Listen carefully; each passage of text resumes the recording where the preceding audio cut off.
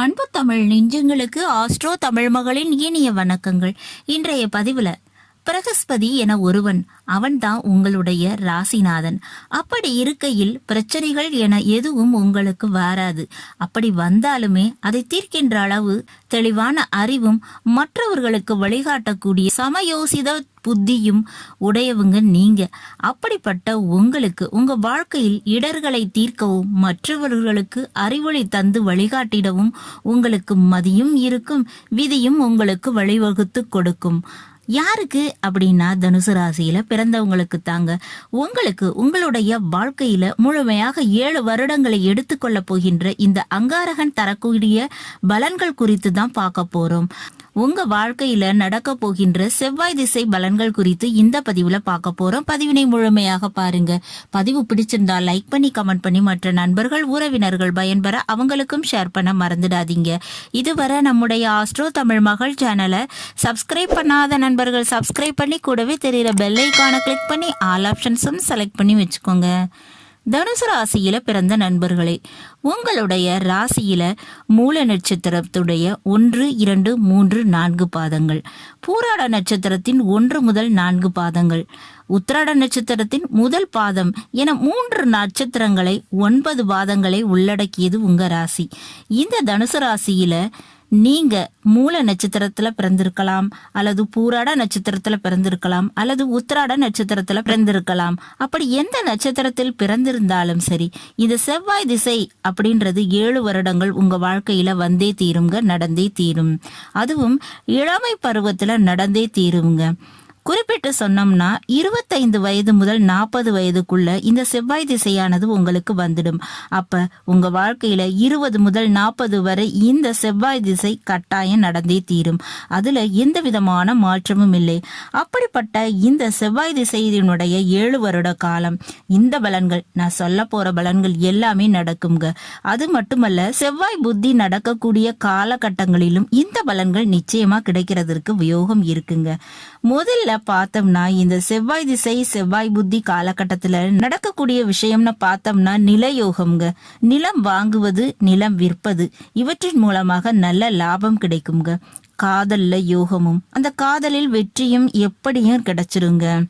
குழந்தை பாக்கியம் இல்லாதவங்களுக்கு இந்த செவ்வாய் திசையில கண்டிப்பாக குழந்தை பாக்கியம் கிடைக்கும். பிள்ளைகள் வழியில நீங்க செய்ய வேண்டிய கடமைகளை செய்யக்கூடிய தருணமாக இருக்கும். உங்க பிள்ளைகள் விஷயத்துல நீங்க நினைச்சத சாதித்து கொள்ள முடியும். சொந்த நிலம் வாங்குறது, சொந்த வீடு கட்டுறது போன்ற விஷயங்களை எல்லாம் நீங்க சாதித்து கொள்வீங்க. காவல்துறை, இராணுவத்துல வேலை வாய்ப்பு இதெல்லாம் கிடைப்பதற்கு யோக பாக்கியங்கள் இருக்குங்க. அடுத்ததா இந்த பேங்க், கருவூலம், அதாவது ட்ரெஷரி இவற்றில் வேலை வாய்ப்பு, அதுவும் பாதுகாப்பு அதிகாரியாக நியமிக்கப்படுவதற்கு வாய்ப்பு இருக்குங்க.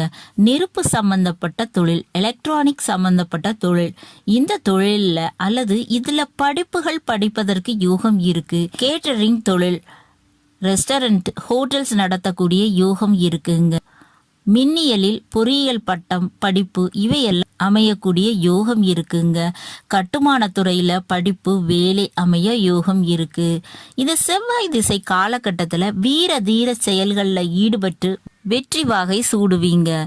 எந்த காரியத்தை எடுத்தாலும் விடாமுயற்சி செய்து அதில் வெற்றிக்கனியை எட்டுவீங்க.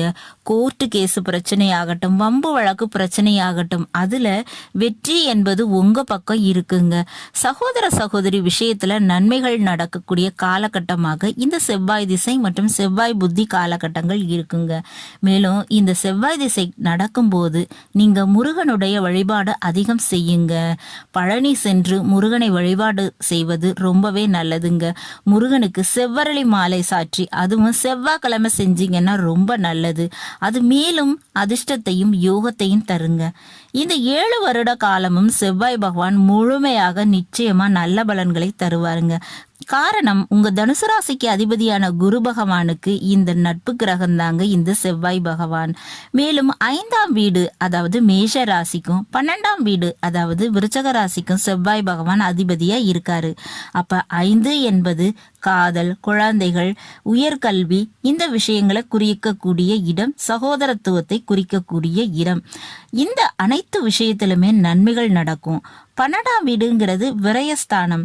அப்ப வெளிநாட்டு பயணம், வேறு வீடு மாற்றம், வீடு கட்டுறது, திருமண விஷயம் போன்ற சுப காரியங்களை நடத்துறது, இவற்றிற்காக செலவு பண்ணுறது, வீட்டை மாடிஃபை பண்ணுறது, திரும்ப கன்ஸ்ட்ரக்ட் பண்ணுறது போன்ற செலவுகள் மற்றும் இந்த வண்டி வாகனத்தில் செலவுகள், இந்த மாதிரியான விஷயங்கள் ஏற்பட்டுக்கிட்டே இருக்குங்க.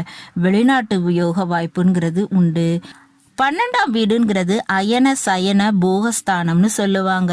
அதனால வெளிநாட்டு யோகத்தை கொடுக்குங்க. அதுபோல வெளிநாட்டுக்கு போக முடியலன்னாலும் வெளி மாநில யோகத்தையாவது கொடுக்கும்.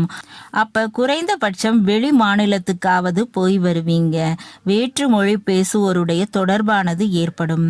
அதே நேரத்துல இரத்த குறைபாடு, இரத்தத்துல கிருமிகள் தொற்று, இரத்தத்துல ஒரு அழுத்த மாற்றங்கள், இந்த மாதிரியான பிரச்சனைகள் இருந்தாலும், மேலும் இந்த ஆண்களுக்கு உயிர் அணுக்களினுடைய எண்ணிக்கை குறைபாடு, பெண்களுக்கு கர்ப்பப்பையில நீர்க்கட்டிகள் இருக்கக்கூடிய குறைபாடு, இந்த மாதிரி பிரச்சனைகள் இருக்கா? இந்த அனைத்து நோய் பிரச்சனைகளும் தீர்ந்து உங்களுக்கு குழந்தை பாக்கியம் கிடைக்குங்க.